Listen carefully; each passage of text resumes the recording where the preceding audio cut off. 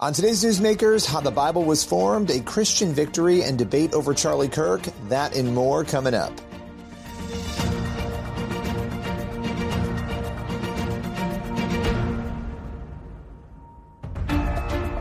Welcome to Newsmakers, a show where we go behind the headlines each and every week to bring you interviews with pastors, entertainers, politicians, and other notable news figures. First on today's show, we are diving into a writer's story. His name is Josh Hammer. He is here to open up about the murder of his friend Charlie Kirk, conspiracy theories, anti-Semitism, and more. Let's welcome him here to Newsmakers. Obviously, it has been a difficult month after the loss of Charlie Kirk. How have you been processing the loss of such a close friend? Well, Billy, it's horrific. I mean, it's horrific. It's unconscionable. I mean, it's the first time in my entire life I've had a friend murdered, let alone a friend murdered in this particular fashion. And what makes it particularly unconscionable is the way that just terrible, terrible human beings, some of them, have tried to seize on this moment to glom onto something that isn't there, a unicorn, and try to further their pernicious agenda. That has been, I think, the most disturbing aspect, frankly, of all. You found yourself in a position where you didn't want to be in this position, but you were posting screenshots from a conversation that Charlie was in, that you were also in. Again, you didn't want to do that, but I assume you felt compelled. What drove that decision? Well, I didn't want to do this. I mean, very shortly after Charlie was killed, you had a lot of people. I mean, the debate over Charlie Kirk's legacy, Billy, started while his blood was still drying up. I mean, the whole thing started so quickly and obnoxiously and, frankly, sickeningly quickly. This debate over Charlie Kirk's legacy, and that debate, from what I could tell, centered mostly on his relationship with the Jewish people and with Israel, which is kind of disturbing in and of itself. That this is immediately where the conversation went. I mean, Charlie Kirk, yeah, he was very, very supportive of making friendships and alliances with the Jewish people. I know that because that's literally me. Like, I actually live this out on a day-to-day basis. He was vocally supportive of Israel, especially Israel's various wars over radical, fanatical Islamists. But he was outspoken on a lot of issues. Among the things that has happened is, we all saw very recently, Candace Owens acquired a screenshot from this small WhatsApp chat that I was in with Charlie Kirk. There were 7 or 8 people. I was one of them. And Candace Owens seized on this totally out of context screenshot of Charlie Kirk being very upset that a Jewish donor was withholding his $2 million donation. And she used this as an attempt to say, oh, Josh Hammer's lying, that Charlie Kirk remained pro-Israel until his final moments. Yeah. But she's also holding aside that 2 hours after this screenshot, if you look at the timestamps, 2 hours after that, I and a few others were in a small Zoom chat, a small Zoom call with Charlie Kirk the night before he was killed, that Charlie organized. Charlie organized this Zoom call for the express purpose of trying to make sure that he had all the best answers, the best messaging advice for how to speak about Jewish-Christian relations and the Israel question on college campuses. So Candace Owens' whole timeline is off. And then even after that, earlier this week, when I was offline for the Jewish holiday of Sukkot, she apparently started accusing me of complicity in Charlie Kirk's murder. And this is part of her ongoing crusade to somehow make this about the Jewish people. So Candace accused me of complicity there, and I've been dealing with horrific anti-Semites and neo-Nazis, as you can imagine, because crawling. That was going to be my question. How is this impacting your life now that you are in the middle of this, obviously? I'm certainly speaking with lawyers. I think I'm a lawyer, Billy, as you may or may not recall myself. So we'll do a little more digging into that and see whether or not I ultimately decide to bring a case there. Look, above all, what I'm most concerned with, of course, as a husband and father, is my family. You know, thankfully, I live in Florida, and Florida law enforcement is aware of all this, and they are just generally amazing. But it will not shut me up, Billy. It will absolutely not shut me up. I mean, this sort of stuff will never ever shut me up. If they're trying to get me to stop talking, and they're trying to get me to confess or concede that Charlie Kirk was actually, quote unquote, turning on Israel, whatever they think they want me to do, I'm not going to do it. So that is ultimately what led me to release, against my will. Like, I genuinely did not want to do this because I'm being accused of murdering my friend. Okay, I'm being accused of having some foreknowledge or complicity or whatever this mental patient is at the trying to wink, wink, nudge, nudge, accuse me of doing. and I have to clear my name. And among the ways of clearing my name was showing that Charlie Kirk's literal final messages in this WhatsApp chat were thanking us for the Zoom call that he organized to kind of bolster his pro-Israel messaging on that campus tour. Well, and let me make a point here too. You are Jewish. You were on this message, right? You saw these messages. You were, I'm assuming, not offended. I mean, you were in this, you understood the context of these messages as you were engaging with them and with him. The question, and I know it's going to sound like a dumb question because I know how you're going to answer it, was Charlie turning on Israel? That's the question, right? So I want to throw that to you and just give you the final word on that. Charlie was not turning on Israel for a very simple reason, which is that he was a man of faith and his theology was coming from a very spiritually, theologically sound place when it came to the Jewish people. Charlie Kirk, Billy, kept his version of the Jewish Sabbath. I mean, he didn't observe all the various 39 levels of prohibited labor that I and other Orthodox Jews observe, but he literally turned his phone off for 25 hours from Friday night to Saturday night. He has a whole forthcoming book on the Sabbath, on honoring the Sabbath there. Charlie Kirk was someone, if you look at his social media feed, he was just as fond of quoting the book of Genesis or the book of Psalms as he was the New Testament. His Christianity was very much the Christianity of the American founding. It was the Christianity of George Washington, John Adams, Alexander Hamilton, John Jay, men who were deeply, deeply inspired by the story of the Israelites in the Hebrew Bible. And that Charlie would never, ever turn on the Jewish people or on Israel for that reason and that reason alone. Now, was he frustrated that the war in Gaza was taking a very long time to finish? For sure. Would he have been happy had he lived to see this new ceasefire hostage deal that President Trump has orchestrated? He would be thrilled, absolutely thrilled to see that there. Was he suddenly about to become a Tucker Carlson or Candace Owens like ultra conspiracy theorist? No. On the contrary, even his final months, including at the final Turning Point USA conference that I did with him on stage at the Student Action Summit in July, he said over and over and over again, do not succumb to the mind virus. Do not let your brain rot get to the point where you are just hating on the Jews. He said that on stage with me sitting 2 feet away from there. He kept that thought in mind until the very day he died. Josh Hammer, I appreciate you joining me. I know this is not easy to talk about, but I appreciate you doing so and being with us today. My pleasure. Thank you. Please continue to pray for those mourning Charlie Kirk and for truth and grace to prevail. We'll be right back in just a moment with more Newsmakers.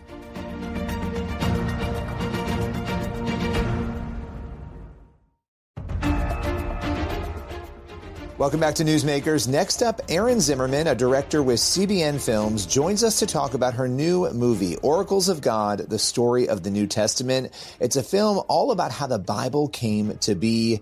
Let's welcome Erin here to the show.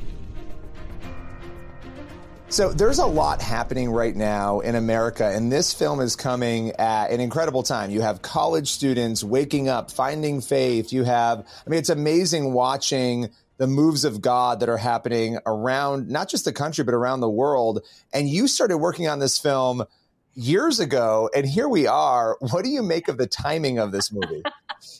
I've asked God so many times during this process, why? I really did start it in 2017 when I was living in Israel. We started, just shooting some beautiful scenic footage while I was there, and came back in late 2019 and said, okay, now we'll do the principal photography next year. Well, next year was 2020. So you know how that went. COVID.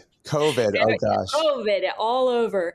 The next year we did film, but Israel was still closed because of COVID. So I kind of fit in these very few weeks. I jumped into Israel, then it closed again because of the Delta variant. So we kind of had that going. We came back in 2023, spent the summer in Israel doing pre-production. We were supposed to start filming on October 9th, 2023. So 2 days before that, we know what happened with Hamas on October 7th. And that was one where I really said, okay, God, what are you doing? Because you had me here all summer. You had us get all the way up to filming. And then why? The answer I got back then was, I want you to be here. I want you to be here with your people while this is going on. And it somehow means a lot to my Israeli cast and crew that I'm there with them during that I'm not running away from it, that we're going through it together. And so, we can see now God has his timing. Last year, the Wall Street Journal said this is a golden age of Bible publishing. Who would ever have thought that? Bible sales last year were up. Last year, this is before Charlie Kirk and all the things that are going on now to sort of stir this up.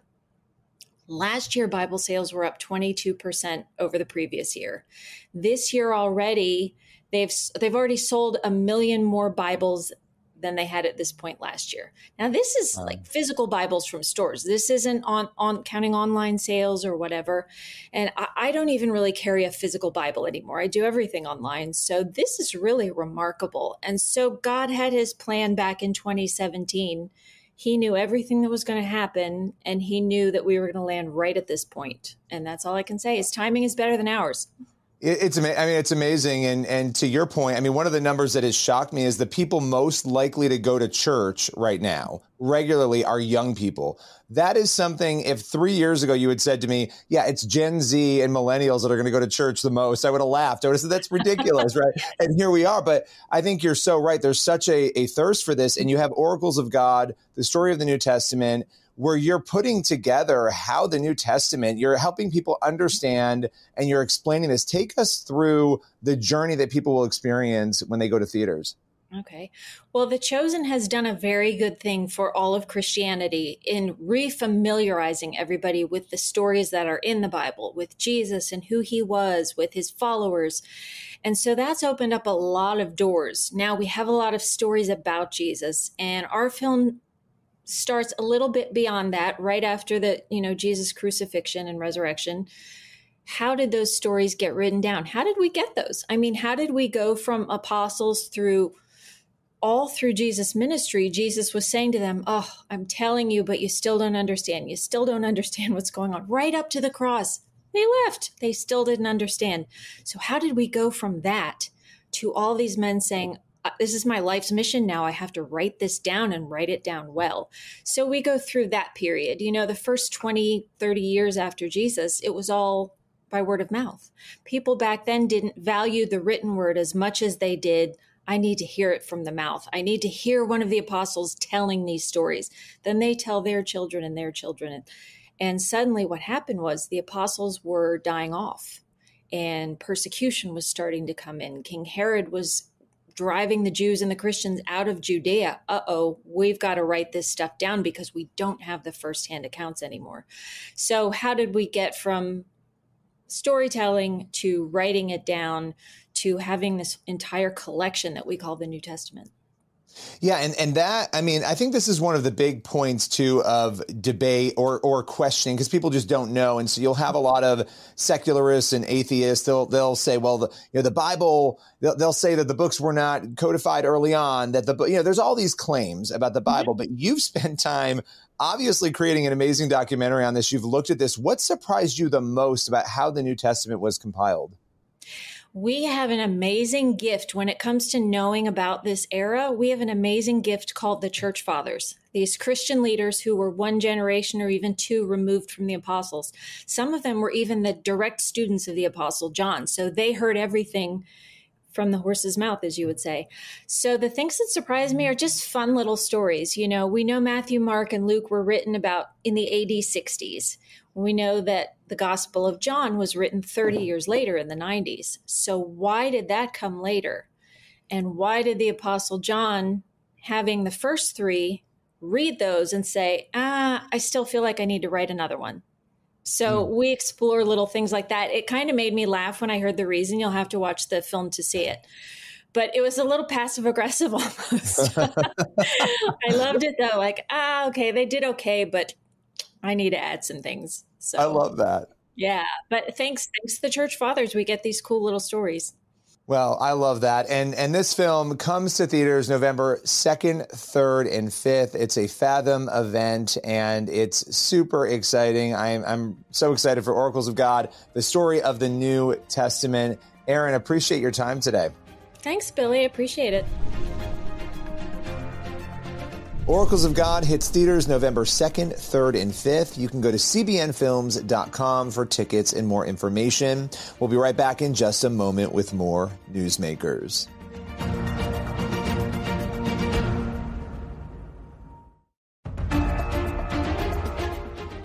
Welcome back to Newsmakers on the CBN News Channel for our final segment, Christian photographer Chelsey Nelson. She is joining us alongside her attorney, Bryan Neihart, and they're going to talk about a major religious liberty battle that they just won. Let's welcome them both here to Newsmakers. So, Chelsey, let's just dig right into this. You filed the lawsuit against Louisville, Jefferson County in 2019, and tell us a little bit about what led to that lawsuit. Yeah, well, I was a young mom trying to figure out a business that I could do to have flexibility, raise a family, have a creative outlet. And obviously I'm a Christian, so that impacts every aspect of my life, not just on Sunday morning when I'm at church, right? Absolutely everything. And I was concerned about, if I am going to do this, I'm going to do it in a way that's consistent with my faith. Is that going to get me in trouble? Just trying to be wise and discerning, looking forward as I grow, as that's become maybe more well known. Do I have anything to worry about? And I became aware of this ordinance in Louisville, and was really concerned that I might be under, $10,000 fines at any moment for being, reported if I were just simply open about what messages I'm willing to celebrate. Marriage between a man and a woman for a lifetime only, and nothing outside of that. So that's really what brought me to this whole 6-year-long litigation journey. You have this law, this regulation. You're trying to operate your business as a Christian. You're fearful about what you say and what you do. Did you hit a point where you thought, or you did experience that sort of retribution? So the way that I approached it is that I hadn't received a direct threat yet, but I knew that it was likely, especially because I'm not quiet about my faith. I'm outspoken about it. I celebrate it. And so anyone who knew about me and my business hopefully would attach my faith to it. It wasn't just going to be like a sub item to my business. And so what I decided to do was proactively seek clarification. Just be like, this is exactly what I would like to put on my website so everyone knows where I stand and what I believe. Can I do that? And ultimately they came back essentially and said, no, you can't do that. In fact, you can't even talk to clients like in a client meeting at Starbucks about, oh, well, I can celebrate this message, but not that. And here's why. Well, and I mean, by having it on your website, it essentially doesn't waste your time. It doesn't waste other people's time. You're putting it out there. This is what I represent. This is who I am. And, you're welcome to go somewhere else if you don't like that. Right. I mean, it actually helps everybody instead of being in the awkward conversation where you're now telling somebody no once they've come to you. Bryan, can you take us through, help us understand what this particular regulation says so that we understand, just sort of like the legal aspects around it and what concerned you most about it? Sure. Well, the fundamental premise of Chelsey's lawsuit is that the government can't force Americans to say something they don't believe. And Louisville passed a law that it interpreted to require Chelsey to create photographs and blogs celebrating a view of marriage that contradicted her faith. And the law had two different features. One, it compelled her to create speech that violated her beliefs. But as you mentioned, it also prohibited her from even putting on her own website, this is my Christian beliefs, this is what I believe about marriage, and I only create photographs and blogs consistent with that belief.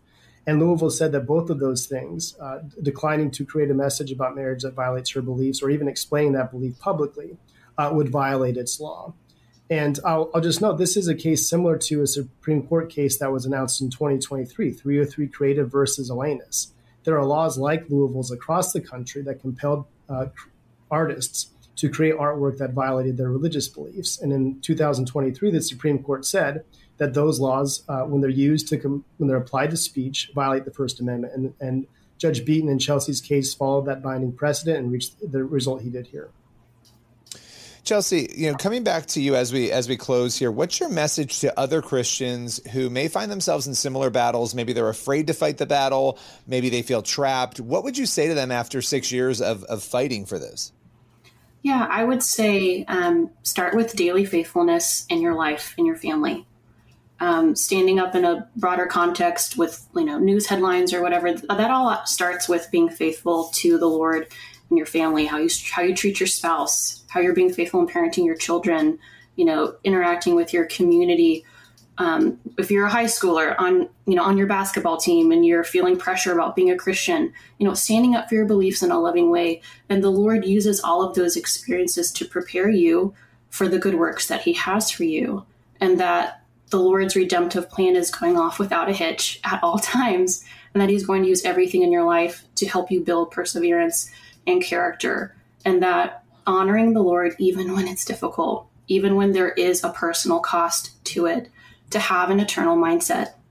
Is the Lord going to say, well done, when you see him face to face? Are you going to be feeling ashamed or regretful at the end of your life for not standing up for your faith? I say, do that no matter what the cultural winds are at the time, and surround yourself with strong believers who are going to hold you accountable to that. All right. Final question, Chelsey, for you. Will you continue fighting this if there is an appeal? Let's say they decide to continue their battle against you on this. Absolutely. Without a doubt. No, this is a ride or die situation for me. I want to honor the Lord in this area. I want to protect free speech for everyone. And I'm grateful that the Lord's used this case in so many ways, even though it's taken a lot longer than I ever would have anticipated. I'm hopeful that we can take the win and move on and turn the page. Well, I want to thank you both for coming on, breaking this down. It's an important story, and appreciate your courage in standing up the way that you have. Thanks for joining me. Thank you so much. Let's continue to pray that the First Amendment victories we are seeing here in America will continue. We'll be right back in just a moment with more of the show.